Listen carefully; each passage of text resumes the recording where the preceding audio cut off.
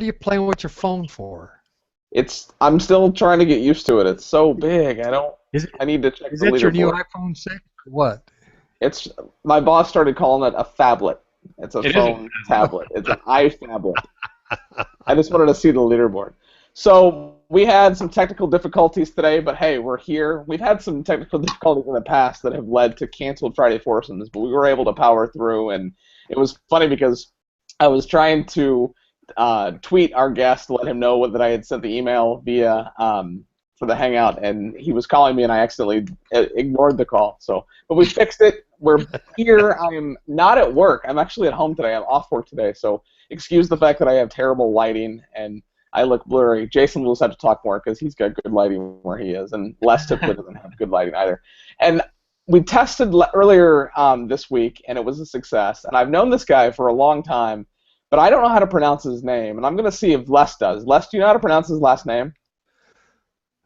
Yeah, No. you don't either. Exactly. So we're going to let him do that here in a second. But we have Les Bailey from Pro Golf Now. We have Jason Bonslow, who's running out of time already, but I'm going to make him miss his next meeting for this Friday Foursome because we've got a lot of cool things to talk to this guy about.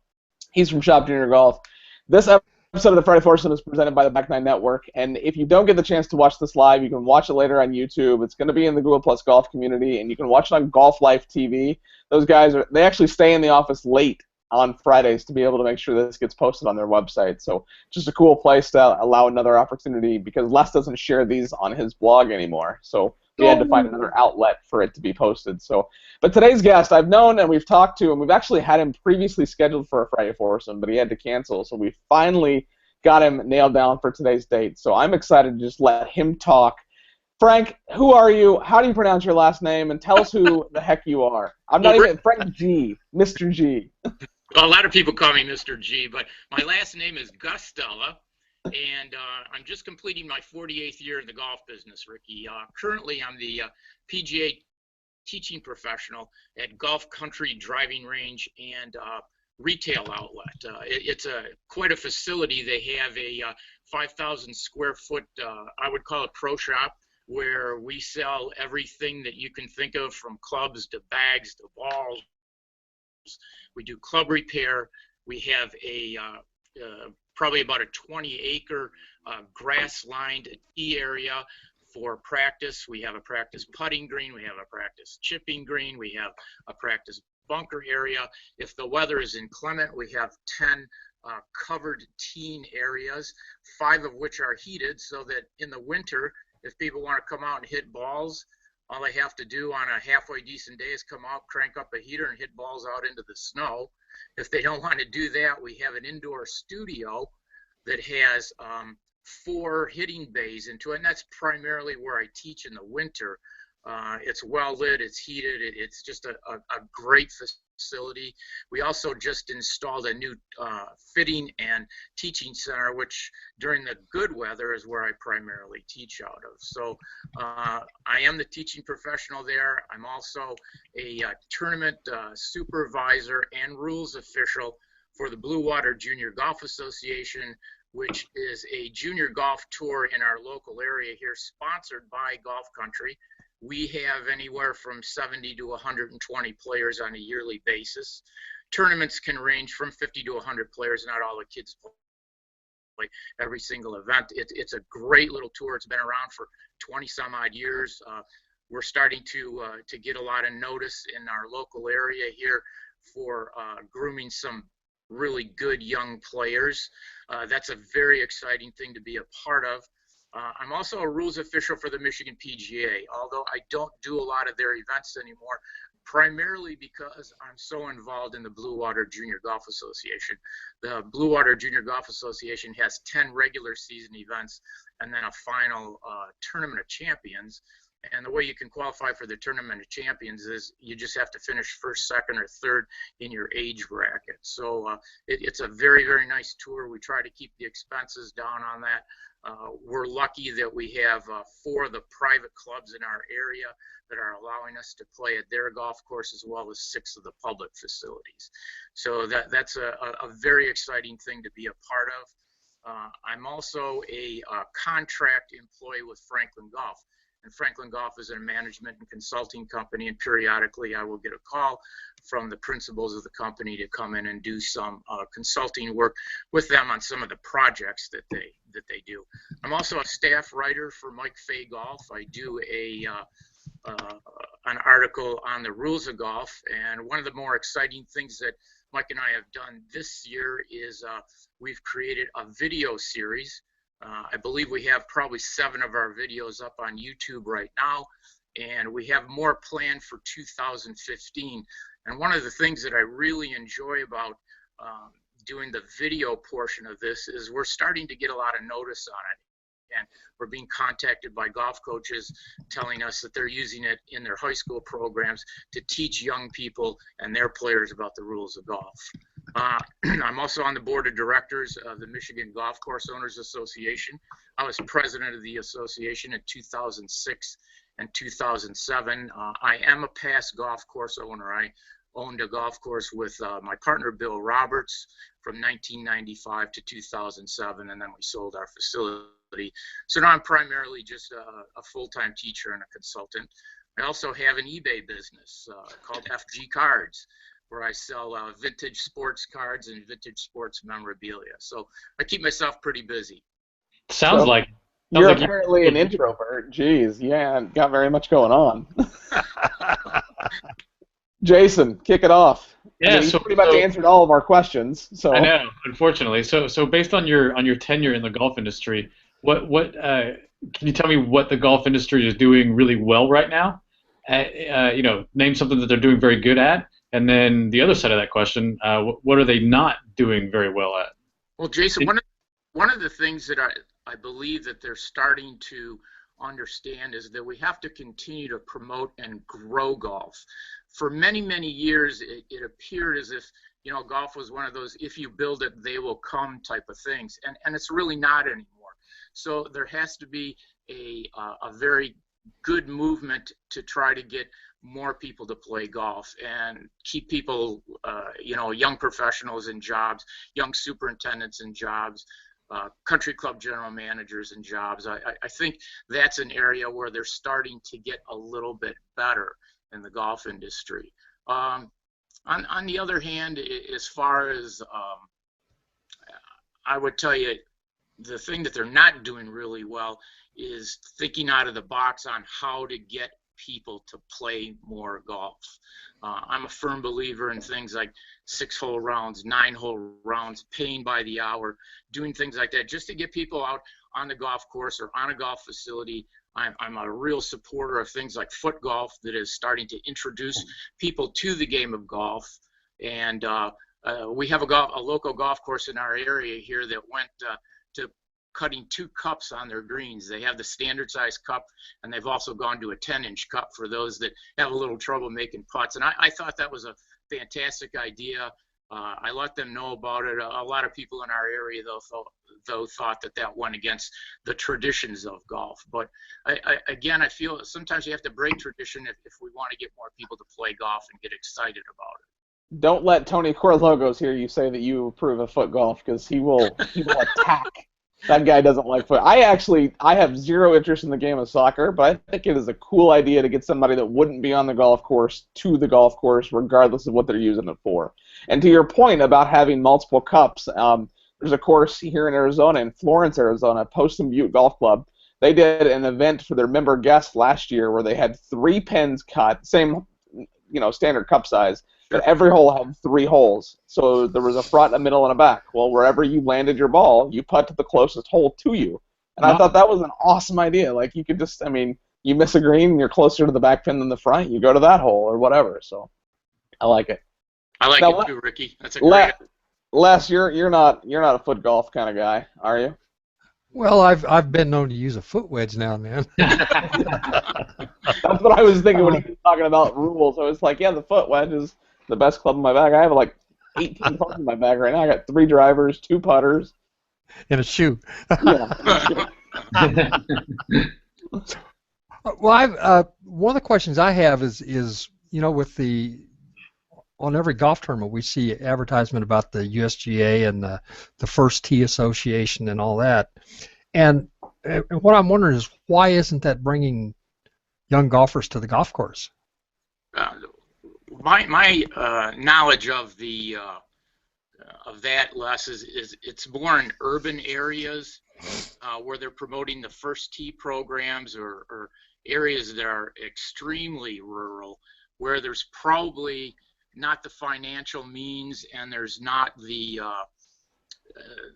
interest amongst the individuals to get more involved in golf. I think it's a tough sell. I really do.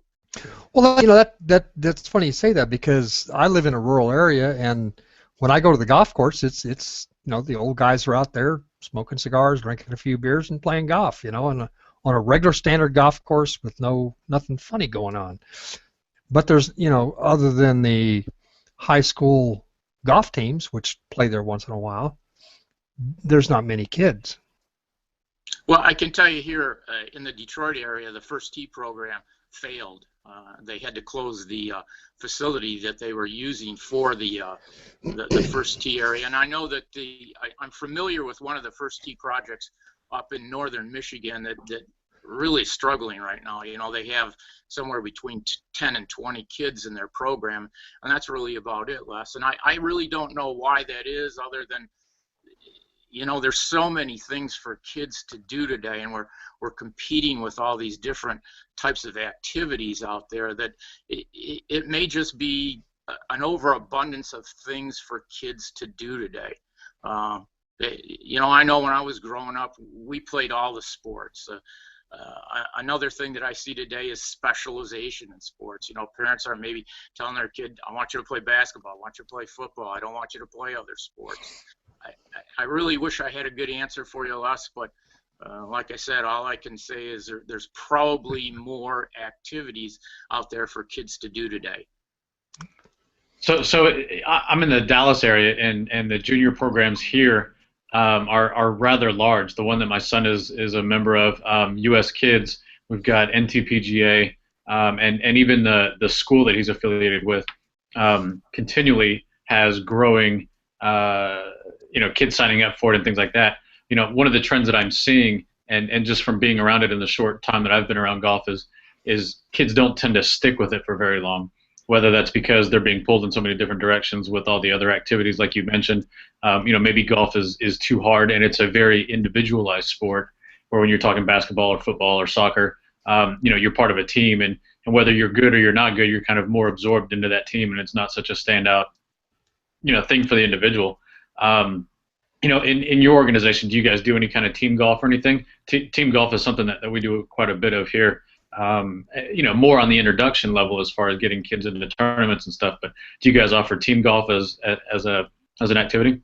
Jason, we don't here in our particular area, but I will tell you this: in the Detroit area, several golf courses are starting to offer it, and we're starting to see some growth in that area. We've got a fellow out here, Jordan Young, that teaches at Fox Hills, that's done a tremendous job with promoting team golf, and he's probably one of the leaders in our state with the promotion of this, and he's done a wonderful job getting other golf professionals involved in it. It just, in the area that I'm in, it hasn't really caught on because we're not that big of an area.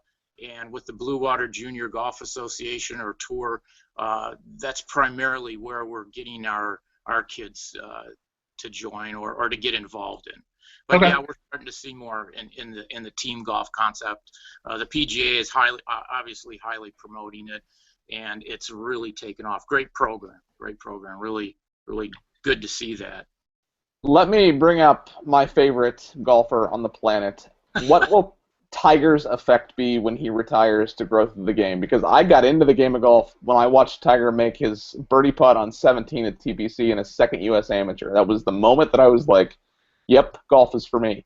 So when he retires, and when he's not playing, I care about the leaderboard, but I'm not glued to the TV like I am when he's playing. So when he retires, what happens to the game of golf in regards to growth and the capacity that he has had over the last 15, 20 years? Ricky, hopefully somebody's going to take up where he left off. I mean, and I agree with you. More people watch golf when Tiger Woods is playing. More people go out to tournaments when Tiger Woods is playing, because people want to see elite athletes. You know, a lot of times that doesn't transcend into playing more golf. It was just like when Michael Jordan was big. You know, a lot of people wanted to see an elite athlete play basketball, but that didn't mean that they were going to go out and play basketball. I think when Tiger retires, I certainly hope that there's someone maybe like a Rory or someone coming up that we haven't heard of that's going to replace somebody like him, that's going to get people excited about golf and going to get people wanting to watch golf and come out and see tournaments and possibly play. He had a big impact on you and got you involved in playing, and I'm sure that happened with a lot of other people.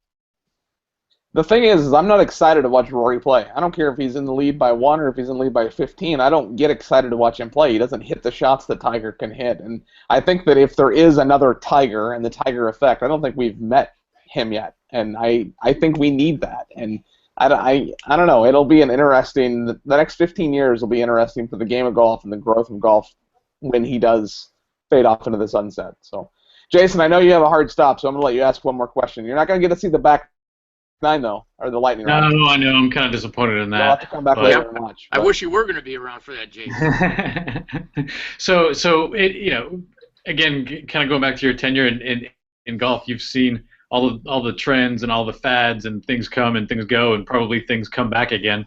You know, thinking that they're new and improved. You know, based on what you've seen, what is your vision for golf in the future? You know, Ricky brought up the next 15 years. Where do you see golf going in the next 15 years? Well, I hope to see golf continuing to grow. As you well know, the numbers keep going down. We've got to do something to get the numbers to go back up again. And it's a great game. It's a game for the lifetime. I mean, it's something that you can do forever.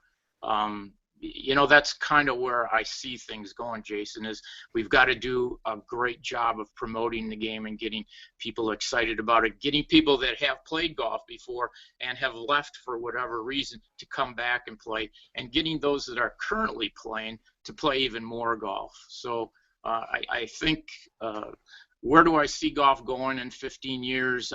I hope to see it trend upwards instead of downwards. Fair answer. I hope that answers your question. Good answer. Okay, I'm gonna ask one more before Les. Sorry, Les. This comes up into the kind of the 6-hole and 9-hole round conversation. So some of the things that are being used, and some of the things that I even personally do to kind of grow the game of golf, or what I think could grow the game of golf. Music in golf carts has been a humongous topic in both the golf community and at golf courses worldwide. And I listen to music. I listen to music when I hit balls. I listen to music while I play, and typically, if I'm playing, I mean, I'm not going to listen to music if I'm playing with, like, me and a buddy are playing with 2 people I've never met, but this is a 2-part question. 1, do you agree and or approve of music on the golf cart? And then 2, what are your thoughts on alternative golf carts, like Segways and golf bikes and the golf board and these new ways to get around the golf course, which all of them also help increase pace of play? So 2-part question, music, alternative golf carts. Go. No, number 1, music. I love it. Ricky, I think that's a great idea.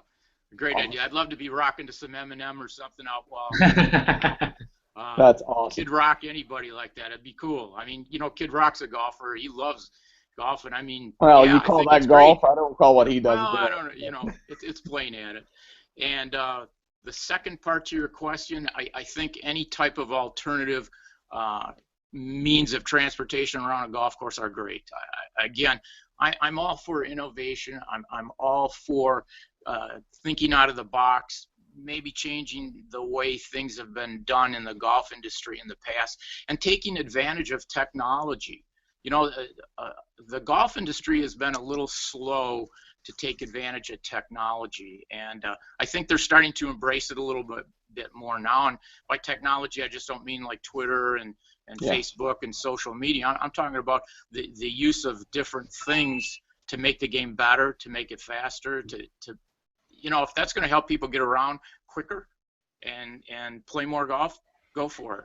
I got to tell you, True North Golf Club here in Scottsdale put in their most recent cart fleet, they have iPhone chargers. They're USB ports, so you have the ability to charge your iPhone. And I think that is probably one of the, because I use GPS app. I'm using music if I'm listening to music while I'm playing golf. And, you know, I have the technology in my pocket. Why would I want to have to struggle to keep my phone charged? But I think that is just the introduction to what I think the future. And I honestly believe that the first course that does it and puts up speakers in the corners of the golf cart is just going to be, that'll blow my mind. And I'll go play that golf course just to be able to experience that. So I think Ricky, let me say this. I think that's a terrific idea because it's going to attract the Generation X, the Generation Y, and the millennials. And we need to get these younger people involved in golf. I mean, I'm 62 years old, and primarily, you know, most of the private country clubs in my part of the United States here, I mean, the people are my age.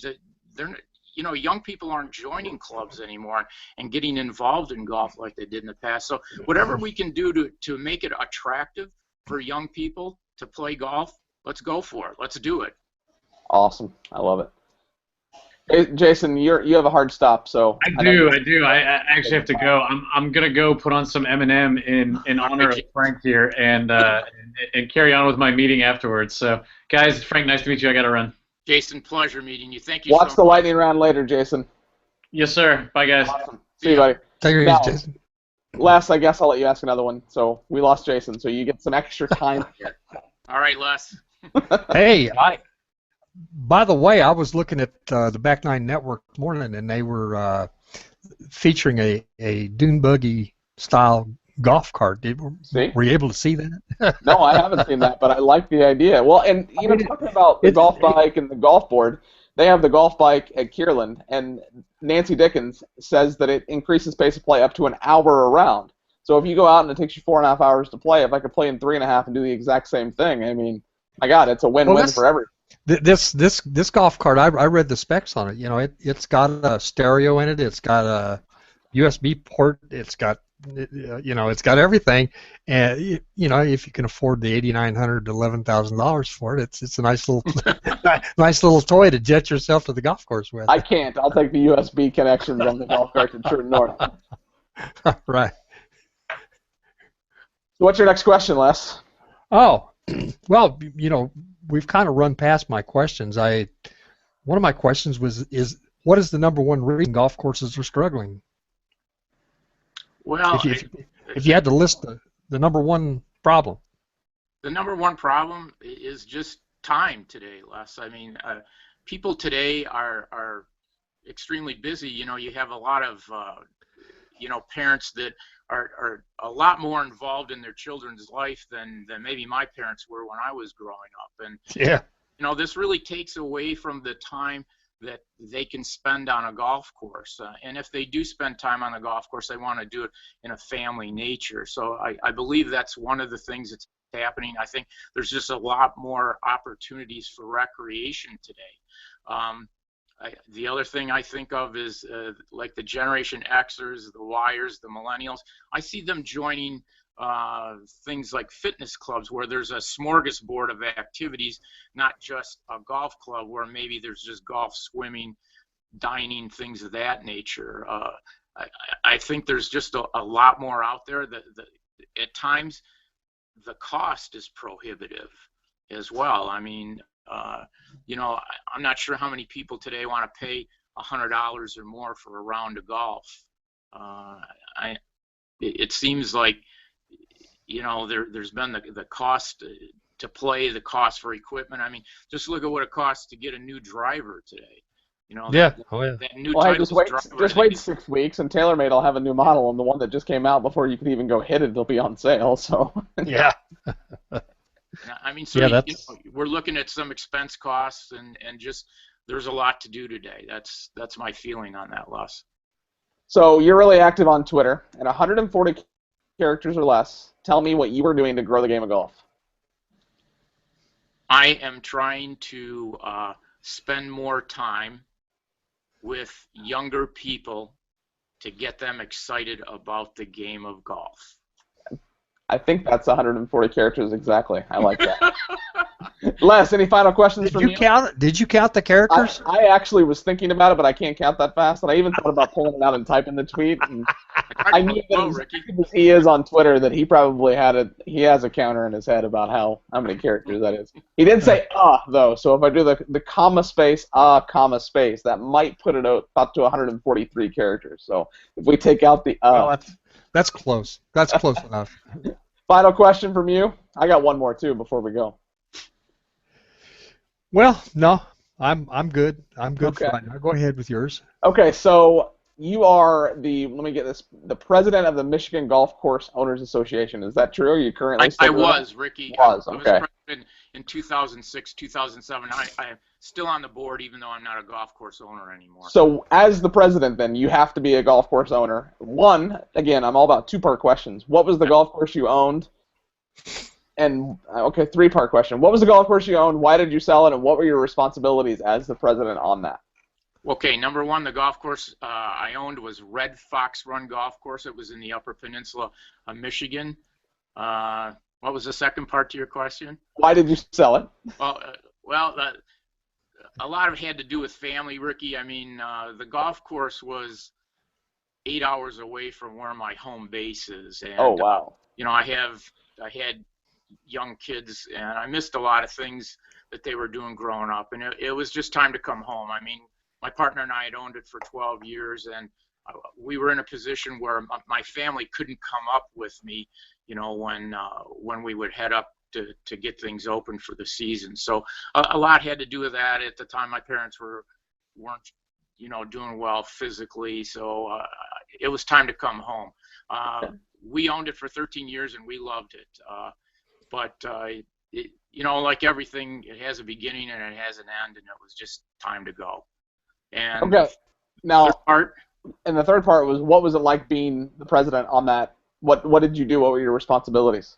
My responsibilities, Ricky, were to basically run meetings, try to attract other golf courses here in Michigan to join the association. I mean, at the time I was president, there was probably 850 golf courses in Michigan, and our membership was at maybe 250 to 275. And you know, my goal was to try to get more golf course owners to understand how important it can be to join an association. Our association is very strong politically in the state of Michigan, and we've been able to do a lot of things to help golf course owners when it comes to things like water rights and fertilization and different kind of taxation. I mean, at one time there was a push to try to cart fees, things of that nature. So we have a lobbying committee that went to our local state government and really campaigned to remove golf from areas of taxation. So that's primarily what I did as the president of the association. Okay, I got one more question because you're a rules guy. Now, because Jesus Martinez and I had a discussion about a year ago about me rolling the ball in the fairway. I used to roll the ball in the fairway. If I'm in a divot in the middle of the fairway, I'm going to roll it, improve my lie, and have more fun. I don't do that anymore. I haven't done that all year. I play the ball down. It doesn't matter if I'm in a divot or if I'm in a bunker or whatever. I play the ball down. Now, let's say you and I and Les and Jason, if Jason could get out of his meetings, are going to go play 18 holes of golf. And I am in the middle, not me because I don't do this, Les, because Les probably rolls the ball. And Les rolls the ball in the middle of the fairway. Does that bother you as a rules guy, or do you let it slide because you guys are out having fun and we're not playing in a golf? No, Ricky, it doesn't bother me at all. I mean, I want people to have fun. Play golf to have fun. If you want to compete, awesome. Compete, okay? But if you're just out there to have fun, I want you to have fun, and I want you to play from whatever position that's going to make it fun for you. And if you got to roll it, that's okay. I'll just turn the other. He's going to be playing from a different set of tees than we are too. I have a feeling. Hashtag tee it forward. Okay, yeah, so we're out of time, but we're not out of time because the lightning round is my favorite part. And Jason, we're going to dedicate this lightning round to Jason. 9 rapid-fire questions. You have no idea what's coming. Are you ready? I'm ready. Here we go. What's your handicap? Probably about 12. What is your favorite golf course in Michigan? Oakland Hills, North Course. What is your favorite PGA Tour major? The U.S. Open. Ooh, I don't get that one a lot. It's usually the Masters, so I like that. Now, side question, not one of the questions, why? Because they're trying to identify the best player on the planet. I like it. Now, who is your favorite LPGA Tour player? And don't say Lexi because it's easy. Morgan Pressel. Ooh, good. Another part question. I'm all about two-parters today. Why? I like her too. I knew Morgan as a young girl. Her grandparents were from Grosse Pointe, Michigan, and I worked at a club in Grosse Pointe where her grandparents were members. Her grandfather's a very kind gentleman and did a lot for me. So I like Awesome. That is much better than she has a pretty swing and wins a lot of tournaments. Okay, now this question is probably the most important question you're going to get all day.